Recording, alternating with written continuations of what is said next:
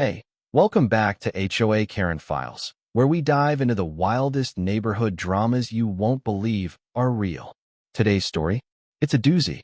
Picture this: a quiet cul-de-sac, a kid with a genius-level RC car, and a power-tripping HOA queen named Karen who calls the cops on him, only to find out his dad's the district attorney. What starts as a petty fine spirals into stolen property, police lights, and a $42,000 scam that'll leave your jaw on the floor. Stick around for the twists, because this one's got more turns than a drone in a dogfight. If you love seeing Karens get what's coming, smash that like button now, hit subscribe, and drop a comment with your craziest HOA story. We might feature it next. Let's roll. The cul-de-sac was bathed in the soft glow of a late March afternoon, the kind of day where the breeze carried just enough chill to remind you winter hadn't fully let go. I was perched on the porch swing, an old thing that creaked with every sway, cradling a chipped ceramic mug filled with coffee that had gone lukewarm an hour ago. Across the driveway, my son Ethan, 14 years old, all elbows and knees, with a tangle of dark hair he refused to brush, was lost in his own world. He knelt on the concrete, tweaking the settings on his latest masterpiece, a sleek, matte black RC car he'd christened the Phantom. It wasn't just a toy. It was a marvel: 3D printed chassis, custom-coded controls, a motor he'd calibrated to purr like a cat instead of roar like the cheap models you'd find at the store. "Torque's at 87%, he muttered, his voice barely audible over the faint hum of the car as it traced a tight loop around the mailbox. "Better than yesterday." Ethan didn't talk much. Never had. The doctors called it autism spectrum disorder when he was 4, handing me and his mom a stack of papers that felt more like a sentence than a diagnosis. Back then, I didn't know what to do with it.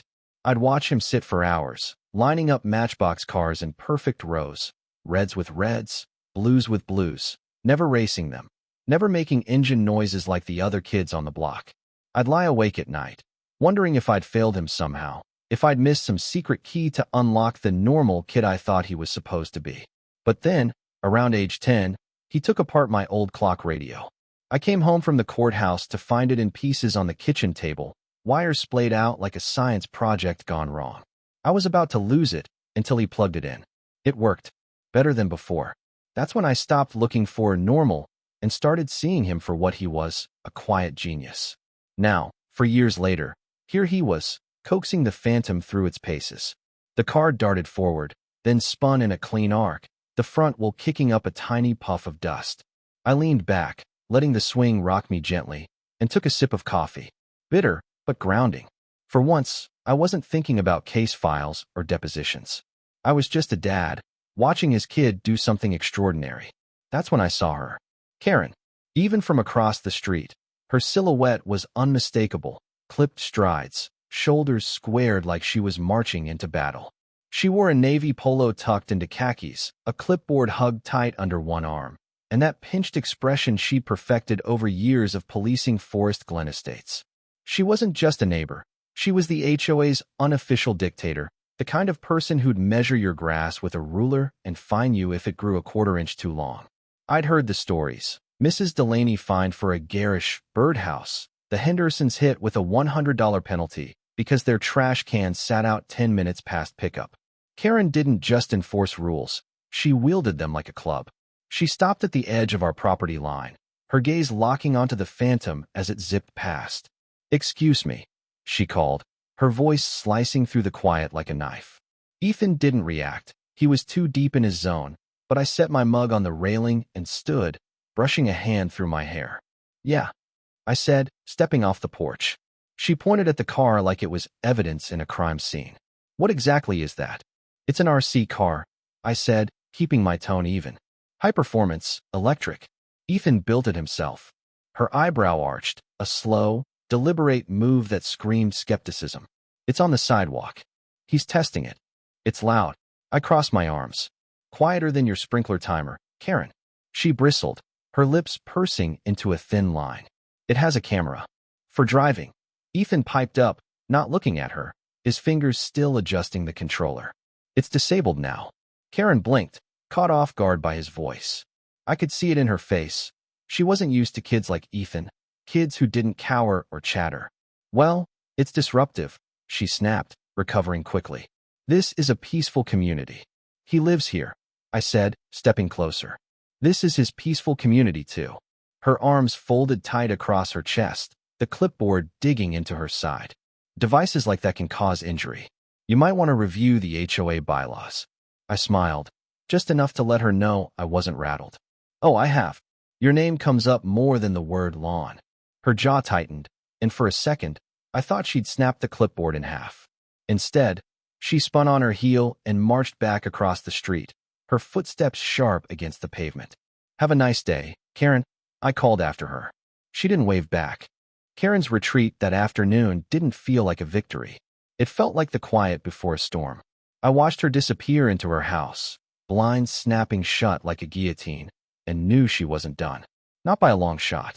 Ethan, oblivious, kept running the Phantom through its loops, the little car humming along as if nothing had happened.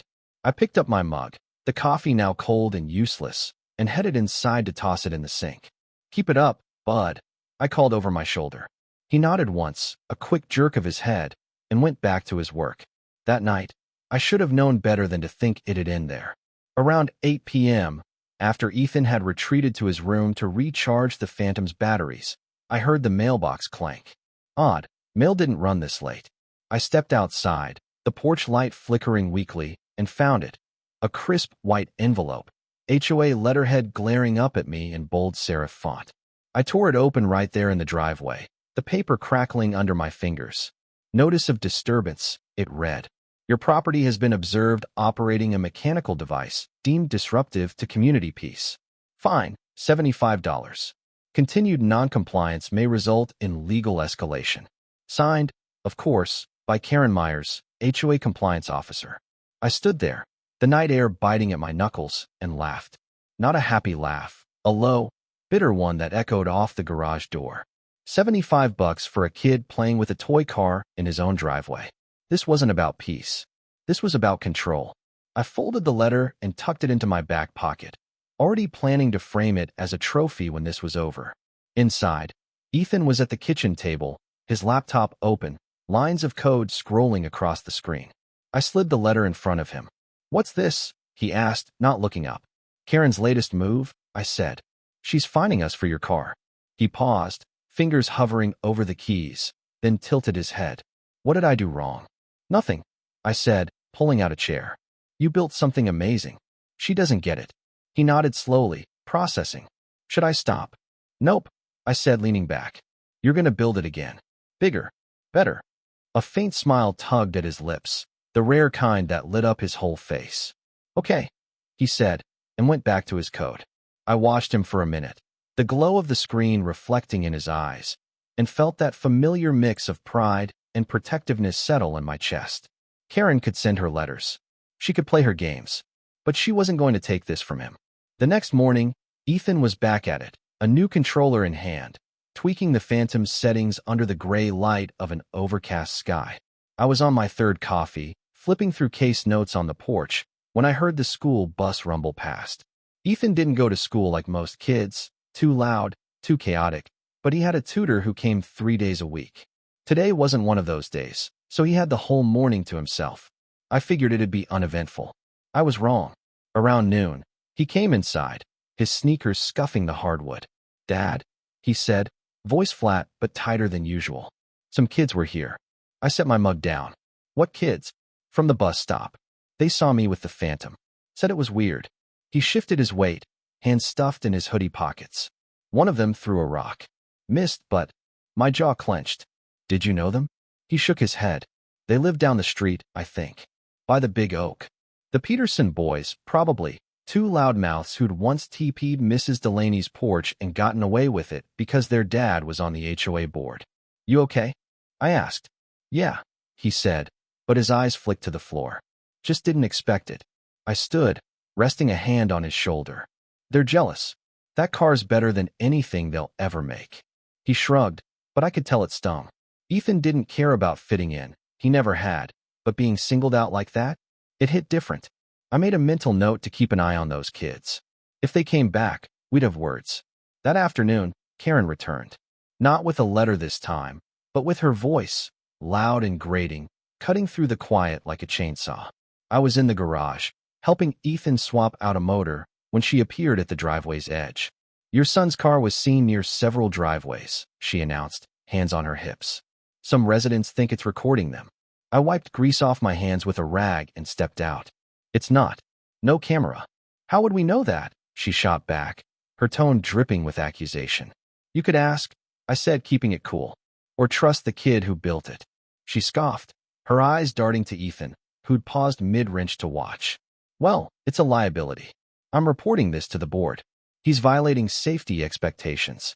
"He's 14, Karen," I said, stepping closer. "He's not a threat." She glared at Ethan like he was a glitch in her perfect system. "He's endangering people," she said, then turned to him directly. "You should know better." Ethan didn't flinch, just stared back, silent. I moved between them. "We're done here." "You'll hear from us," she warned, then stalked off, her shadow stretching long and thin across the pavement. That night, Ethan didn't build. He sat in the garage, the door half open, staring at the Phantom's charging station like it had betrayed him. I watched from the kitchen window, coffee cooling in my hands, and felt the first real spark of anger ignite. Karen wasn't just annoying. She was relentless, and she just made it personal. The next day, it happened. Ethan was outside again, running a simpler build. No camera, no Wi-Fi, just 4 wheels and a little joy. I was inside, on a call with a junior DA about a plea deal, when he burst through the door. "Dad," he said, breathless. "It's gone." I hung up mid-sentence. "What's gone?" "The car. I left it charging on the porch." "It's not there." We searched the porch, the yard, the street. Nothing. Then my phone buzzed. A notification from the HOA message board. I opened it, and there it was, a photo of the Phantom, smashed to pieces in Karen's yard. Caption: "Unapproved surveillance device found on private property. Disabled for safety." Ethan stood behind me, his jaw locked tight. "Did I report it?" he asked. "No," I said, my voice low and steady. "You let me handle it." I marched across the street, fists clenched, and pounded on Karen's door. She opened it, smirking. "Here to harass me again? You stole my son's property." I neutralized a threat. "He's 14. It had no camera." "That's what they all say." She shut the door in my face. I stood there, rage boiling, then walked back. Ethan was already in the garage, rebuilding, not because he had to, but because he refused to let her win. That's when I knew this wasn't just a spat. It was war. The smashed remains of the Phantom lingered in my mind like a bad aftertaste. I couldn't shake the image. Ethan's creation, his pride, reduced to jagged plastic and twisted wires, sprawled across Karen's manicured lawn like a trophy kill. That night, I didn't sleep much. I sat at the kitchen table, the HOA letter and the screenshot from the message board spread out in front of me, a pot of coffee brewing on the counter. Ethan had gone to bed, or at least retreated to his room. I heard the faint click of his keyboard through the walls, a sign he was still fighting back in his own way. Me? I was plotting. Karen had crossed a line, and I wasn't about to let it slide. The next morning broke gray and heavy, clouds hanging low like they were in on the conspiracy. Ethan was up early, already in the garage with a new project, a stripped-down RC car, no frills, no camera, just something to keep his hands busy. I brought him a glass of orange juice and leaned against the workbench. "You good?" I asked. He didn't look up, just kept soldering a wire into place. "Yeah, she can't stop me. That's my boy," I said, ruffling his hair. He flinched a little. Touch wasn't his thing, but didn't pull away. I left him to it and headed back inside, my mind already churning through options. I could file a theft report, sure, but with what proof? The photo was damning, but Karen could claim she found it. No, I needed more. I needed her to slip up again, and I had a feeling she would. That afternoon, the neighborhood felt off. I caught Mrs. Delaney peering out her window, her curtains twitching shut when I glanced her way. Down the street, Mr. Henderson was hosing his driveway with a little too much focus, avoiding eye contact. Word had spread about Karen's stunt, and people were picking sides, or at least pretending not to. I didn't care. Let them whisper. I had bigger fish to fry. Ethan stayed outside most of the day, running his new car along the curb. It was quieter than the Phantom, slower too, but he handled it with the same precision, guiding it around cracks in the pavement like a pro. I was on the porch, pretending to read a deposition, when I heard it, 2 quick chirps of a siren. My head snapped up.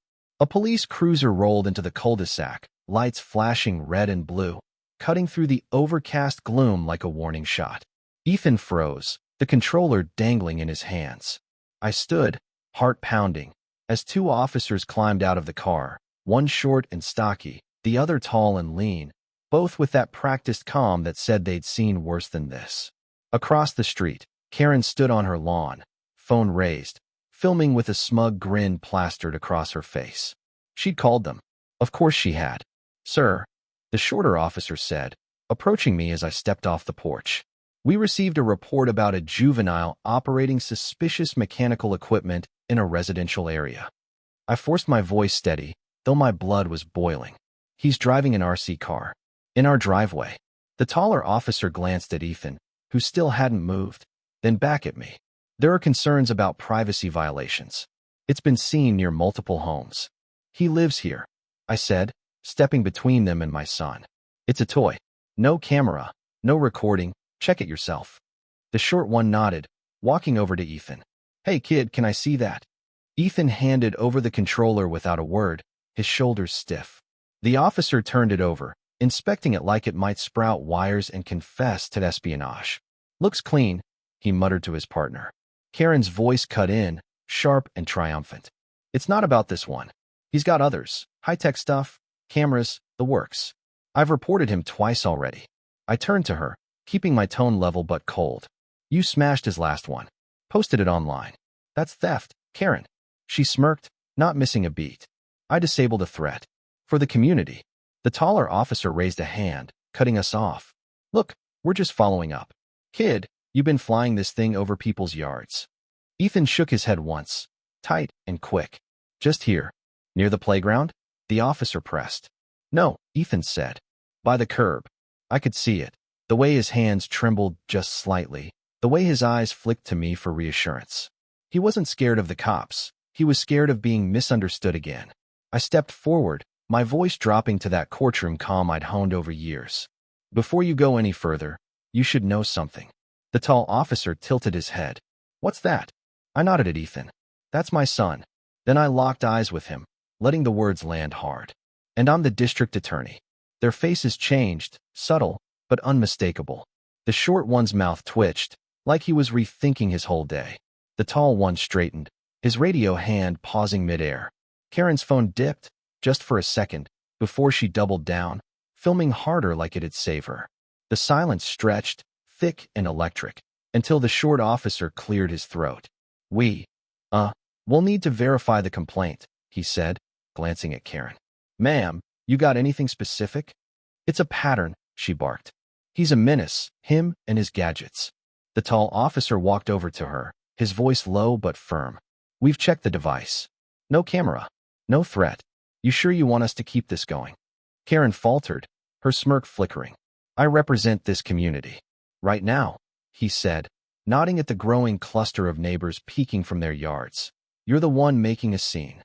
She huffed, spun on her heel, and stormed back to her house, the phone still clutched in her hand. The officers tipped their hats to me, half apology, half retreat, and climbed back into their cruiser. The lights flicked off, and they pulled away, leaving the street quiet again. Too quiet. Ethan handed me the controller, his voice barely above a whisper. "Did I mess up?" "No," I said, crouching to his level. "You're perfect. She's the one who's messed up." He nodded, but his eyes were distant. I straightened, watching Karen's blinds snap shut across the street. She thought she'd won a round. She had no idea I was just getting started. That night, I didn't waste time. I pulled the HOA charter from a filing cabinet in my home office, a dusty binder I'd skimmed when we moved in 3 years ago. I brewed a fresh pot of coffee, the cheap stuff that tasted like gasoline, and spread the charter across my desk. Page by page, I highlighted every rule Karen had bent or broken.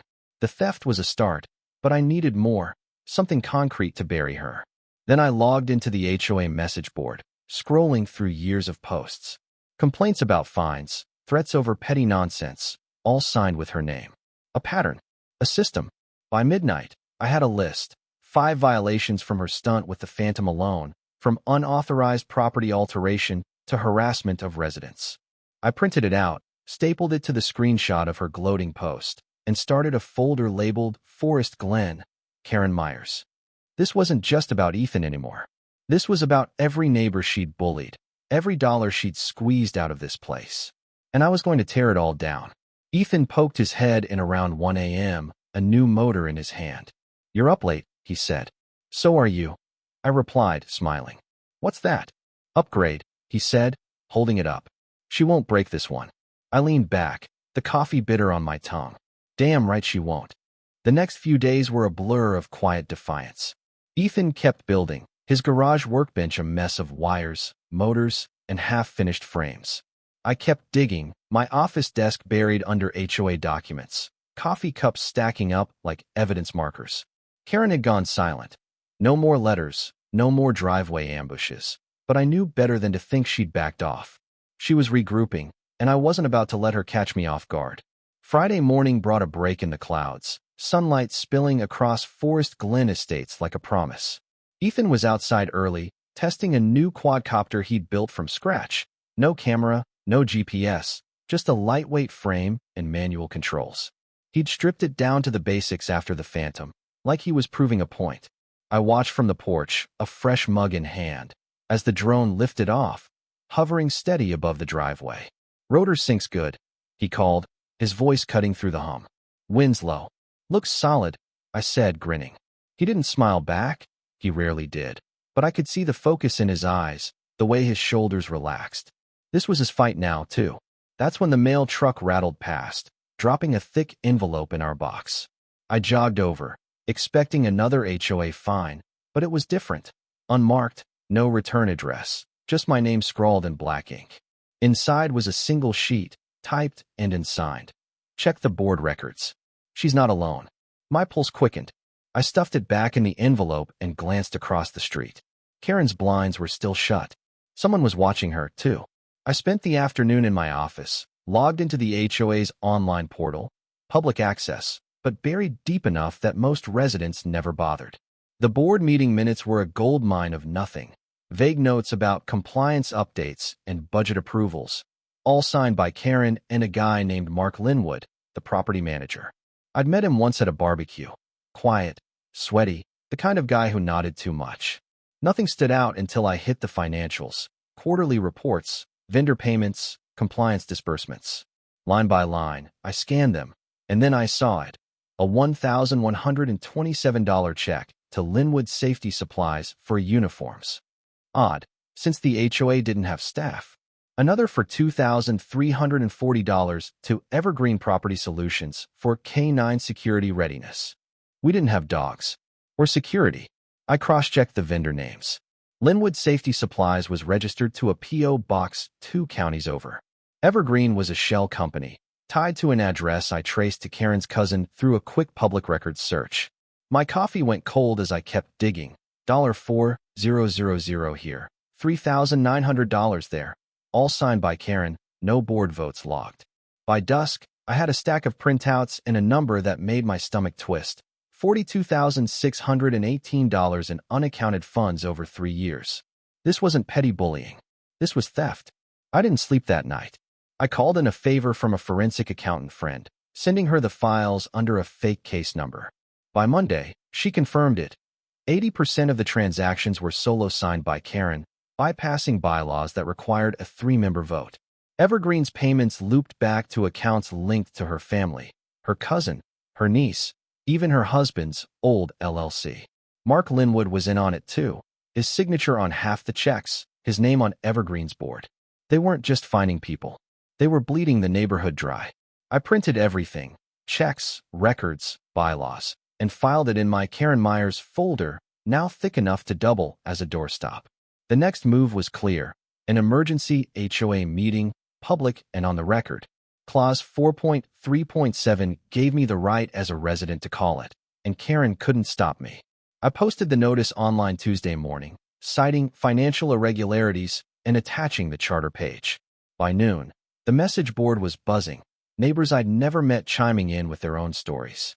"She fined me $200 for a flagpole," one wrote. $300 for my fence color, another added. The dam was cracking. Wednesday was chaos. Ethan stayed home, working on his drone while I prepped for the meeting.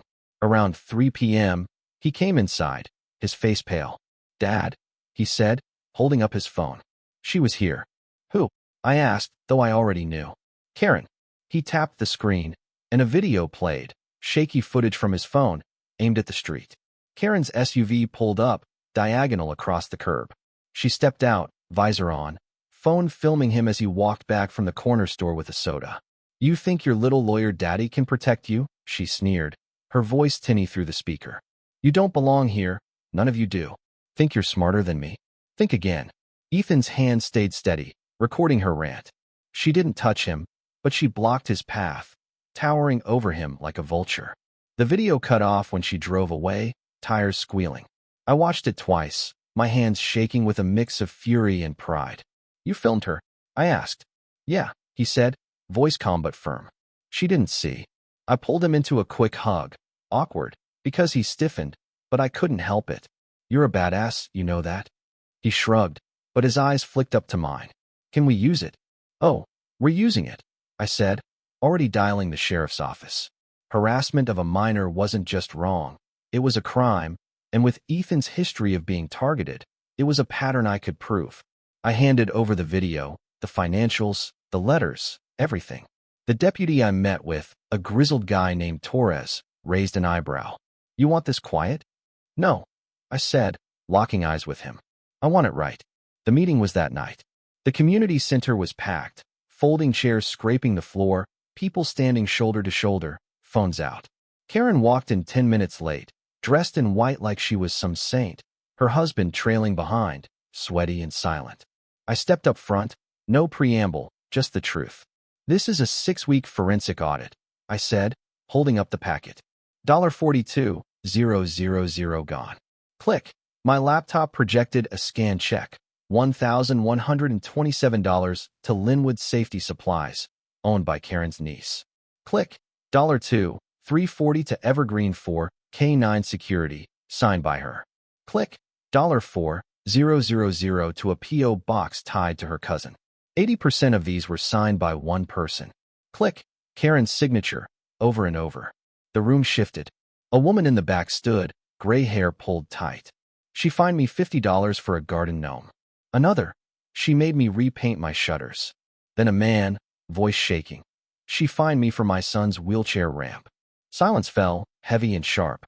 Karen grabbed the mic, snapping, "I protected this place. Without me, you'd have flamingos and garbage cans everywhere." Click. $3,900 to Mark Linwood, I said. HOA manager. Also on Evergreen's board. Your partner. She blinked, hesitating. The crowd erupted. $300 for a bike. Mailbox threats. Years of petty tyranny. Deputies stepped in, calm but firm. "Karen Myers," one said, "you're under arrest. Misappropriation, falsification, harassment of a minor." She dropped her clipboard, sputtering. "This is a setup. You're mad I embarrassed your freak son." Someone yelled, "You embarrassed yourself." Cuffs clicked. Phones rolled. She hissed, "This isn't over," as they let her out. The sound of cuffs clicking around Karen's wrists echoed in my head long after the deputies let her out. The community center buzzed with a chaotic mix of applause and murmurs, chairs scraping as people stood to film her exit. Her husband shuffled after her, head down, avoiding the sea of phones capturing every second. "This isn't over," she'd hissed, twisting back to glare at me. Her white outfit wrinkled and ridiculous now. I didn't flinch. "I think it makes you accountable," I said, cold and final. The door slammed shut behind her, and the room erupted, small claps at first, then louder, a wave of relief washing over Forest Glen Estates. Ethan watched it all from my phone, live streaming from the garage. He texted me one word. Boom. I laughed under my breath, pocketing the device as neighbors swarmed me with handshakes and thank yous. Mrs. Delaney gripped my arm, her voice shaky. "I thought I was crazy, paying that birdhouse fine." "Thank you." Mr. Henderson clapped my shoulder. "She's been a nightmare for years." I nodded, but my mind was already elsewhere. Karen was gone, unanimously ousted from the HOA board that night. Evergreen disbanded, every illegal fine refunded, but something nagged at me. This felt too clean, too easy. The next week was surreal. Karen's house hit the market in 10 days. a for sale sign stabbed into her pristine lawn like a final insult. The neighborhood exhaled. Kids rode bikes without looking over their shoulders. Mrs. Delaney's birdhouse went back up, and a little girl down the street chalked stars on the sidewalk right in front of Karen's old place. Ethan started flying again, his quadcopter cutting smooth arcs over the cul-de-sac. Neighbors waved now. Some smiled. One even dropped off a plate of cookies. He accepted them with an awkward nod, like he'd forgotten kindness was a thing. I watched from the porch, coffee in hand, thinking maybe we'd finally won. Then the envelope arrived. Not at home, at my office downtown, delivered by a courier who didn't leave a name. It was unmarked, thick, and heavy, the kind of package that felt like trouble before you even opened it. I sliced it open with a letter opener, my desk lamp casting long shadows across the wood. Inside was a flash drive and a single page, typed in stark black ink. Compliance escalation level 2. Recovered from central HOA server. System-wide flag triggered. My stomach dropped. I plugged the drive into my laptop, password-protected files popping up, 7 folders, each labeled with a different neighborhood.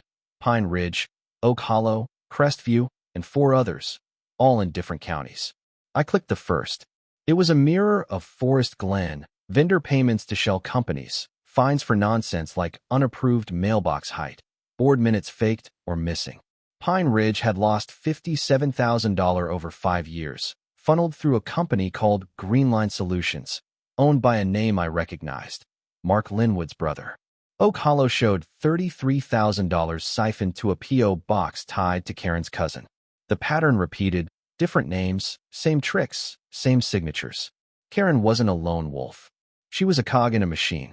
That night, a black sedan pulled up to our curb, tinted windows reflecting the streetlights. I was on the porch, watching Ethan's drone glide overhead, when the driver stepped out, gray suit, no tie, briefcase in hand. He didn't knock, just walked up the steps and nodded like we'd met before. Evening, he said, voice clipped. You're the DA who took down Myers. Yeah, I said, setting my mug down. Who are you? He didn't answer, just opened the briefcase and slid a folder across the table. This is bigger than you think. We've been tracking it, 7 neighborhoods, same scam, same playbook. Your case tripped the wire. I flipped the folder open, photos of HOA board members I'd never seen, bank records, a map with red pins marking each location. Who's we? I asked. Task force, he said. State level. We'd like your help. I looked past him. Ethan was silhouetted against the sunset, his drone hovering steady, a shadow gliding over rooftops like it belonged there. Because it did. So did we. What's the scope? I asked. Millions, he said. Dozens of HOAs, maybe more. They're not sending board members next time. They're sending suits with badges. I leaned back, the coffee bitter on my tongue. Taking down Karen was justice, or so I'd thought. She was just the surface crack. The real rot ran deeper, and now they wanted me in the fight. I didn't answer right away, just watched Ethan land his drone with a perfect touch. I'll think about it, I said. He nodded, left the folder, and walked back to his car. The engine purred to life, and he was gone, leaving me with a choice I hadn't asked for. Karen didn't vanish quietly. She slithered, emails to the local paper claiming political retaliation, wild accusations about me, the county, even big lawn care conspiracies. No one bit. The neighborhood had moved on. She hadn't. Court came a month later, and Ethan asked to go. He wore a clean hoodie, a tiny drone controller in his pocket, not to fly, just to hold. Karen entered, no clipboard, no white outfit, just a stiff posture and a desperate lawyer trailing her. She didn't look at us, just stared ahead like she could will the room away. The judge didn't play her game. Fraud, falsification, harassment of a minor, he read, voice flat. Her lawyer tried a weak defense, stress, misunderstood authority, but the judge shut it down. You didn't enforce standards. You enforced fear. And you profited. He glanced at Ethan. Young man, anything to say? Ethan stood, no hesitation. She made me feel like I didn't belong in my own neighborhood. The judge nodded. Entered into record. Karen flinched, her first crack all day. She pled no contest, cornered, not innocent. Restitution, a permanent HOA ban, a public apology she'd never mean. It didn't matter. She walked out irrelevant, ducking past news cameras and signs like $42K for dog treats. Nah. Weeks later, the HOA transformed, not with grand reforms, but with silence. No fines, no threats. Kids played again. Ethan flew his drones. Quiet afternoons, warm breezes, neighbors cheering now. He taught a little girl from down the street how to wire a motor, his garage open after school. A sticky note appeared in our mailbox one day, a sketch of his drone. "Thanks for reminding us who we are," scrawled beneath it. Then the sedan returned. Same guy, same suit. "You in?" he asked, no preamble. I looked at Ethan, his hawk-shaped drone soaring steady as ever. Karen was a crack in the wall. The real fight was under it. "Yeah," I said. "I'm in." That night, Ethan tapped his controller, the drone hovering as it played a warped loop of Karen's voice. "You don't know who I am," distorted like a ghost. I laughed so hard I nearly spilled my drink. He smirked. Some memories need a soundtrack. We didn't need sirens anymore. We had silence and a hum in the sky. And that's how one Karen's reign of terror crashed and burned, busted by a kid with a drone and a dad who writes the law. What a ride, right? If this story got your blood pumping, or if you've got your own HOA horror tale, drop it in the comments below. I read every single one.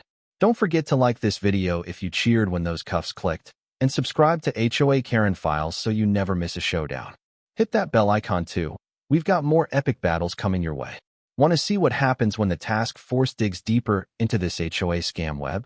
Tell me in the comments, and I'll keep the saga going. Thanks for watching, you legends. See you in the next one.